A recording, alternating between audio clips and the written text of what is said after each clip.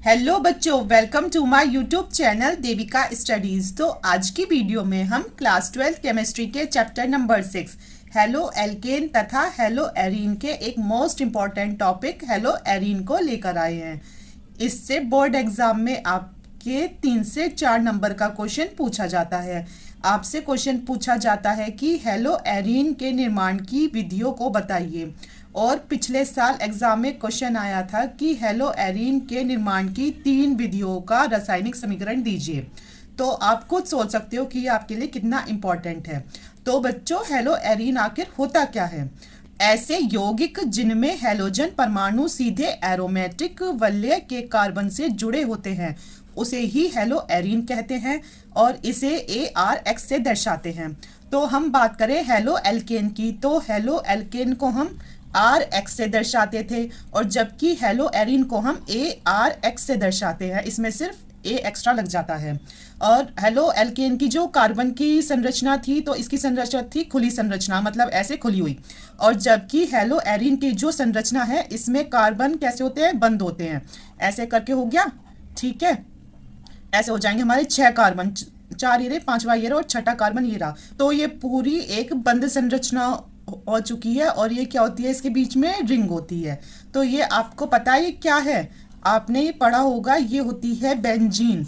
तो आप इसकी परिभाषा ऐसे भी लिख सकते हो कि ऐसे यौगिक जिनमें हैलोजन परमाणु सीधे एरोमेटिक वलय ना लिखकर आप लिखो कि बेंजीन रिंग से जुड़े होते हैं। मतलब ऐसे यौगिक जिनमें हैलोजन परमाणु सीधे बेंजीन रिंग से जुड़े होते हैं उसे ही हेलो एरीन कहते हैं। जैसे ये है हमारी बेंजीन रिंग, ठीक है। इसके ऊपर अगर हैलोजन परमाणु जुड़े हैं, अब हैलोजन परमाणु क्या है आपको पता है, FCl, Bri।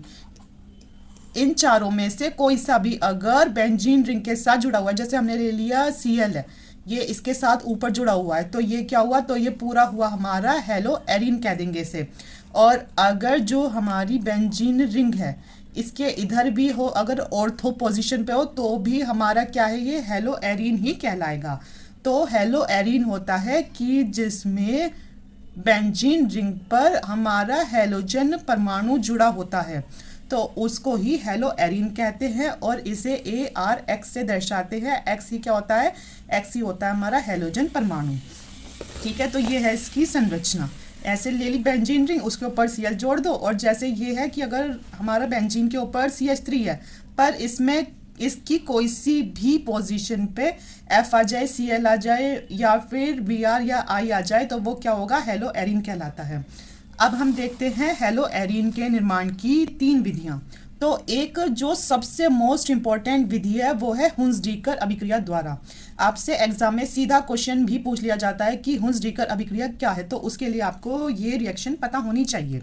तो हुंस-डीकर अभिक्रिया द्वारा हमें क्या बनाना है, हेलो एरीन बनाना है।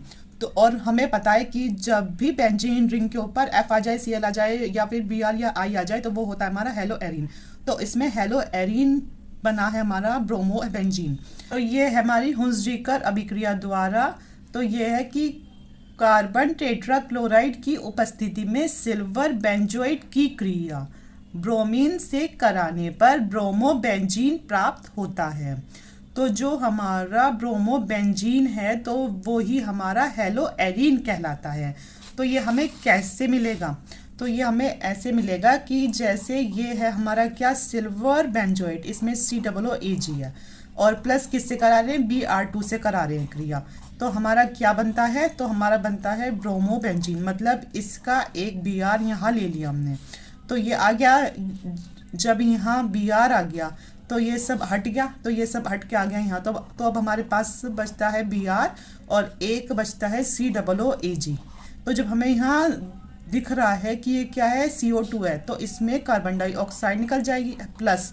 और अब क्या है बचा है, AgBr, तो ये AgBr भी निकलेगा, ठीक है। तो ये हमारी हुंस-डीकर अभिक्रिया। तो ये हमारी कि सिल्वर बेंजोइड की क्रिया हमने Br2 के साथ CCl4 की उपस्थिति में कराई तो हमें ब्रोमो बेंजीन प्राप्त होता है। यही हमारी हुंस-डीकर अभिक्रिया है।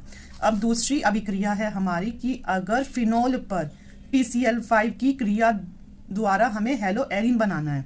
PCl5 होता है फास्फोरस पेंटाक्लोराइड। तो फिनोल की क्रिया PCl5 से कराने पर क्लोरोबेंजीन प्राप्त होता है। क्या प्राप्त होता है? क्लोरोबेंजीन, जो कि एक हेलो एरीन है। ठीक है, तो ये कैसे होगा हमें प्राप्त? तो जैसे हमें पता है फिनोल क्या होता है, जो हमारी बेंजीन रिंग होती है उस पर OH समूह जो होता है, मतलब अगर उस पर OH लगा है तो वो हो गया हमारा क्या हुआ? फिनोल। ठीक है, इसकी क्रिया हम करा रहे हैं फास्फोरस पेंटाक्लोराइड के साथ, मतलब PCl5 के साथ।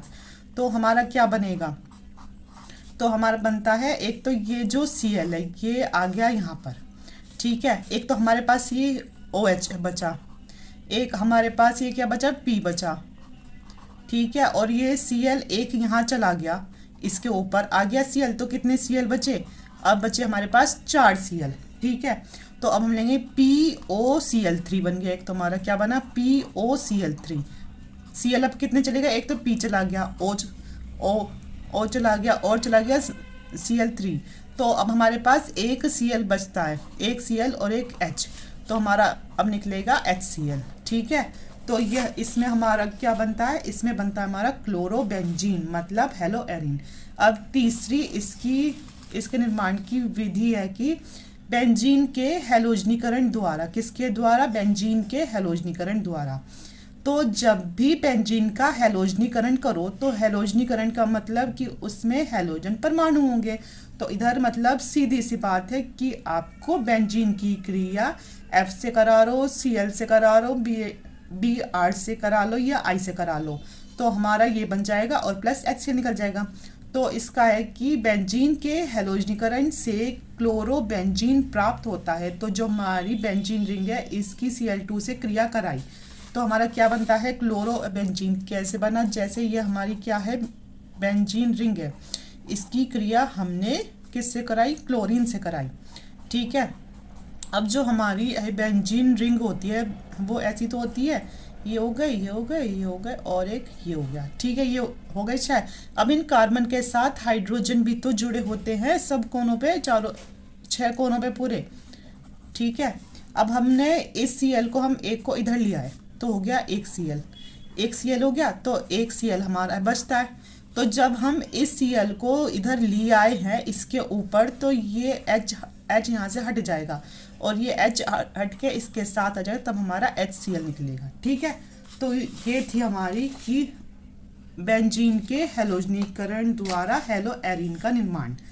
तो बच्चों ये थी हमारी मोस्ट इम्पॉर्टेंट हेलो एरीन के निर्माण की विधियाँ। आई होप बच्चों आपको वीडियो अच्छी लगी हो। अगर अच्छी लगी है तो आप अपने फ्रेंड्स के साथ भी शेयर करना और हमारी वीडियो को एंड तक ज़रूर देखना। धन्यवाद।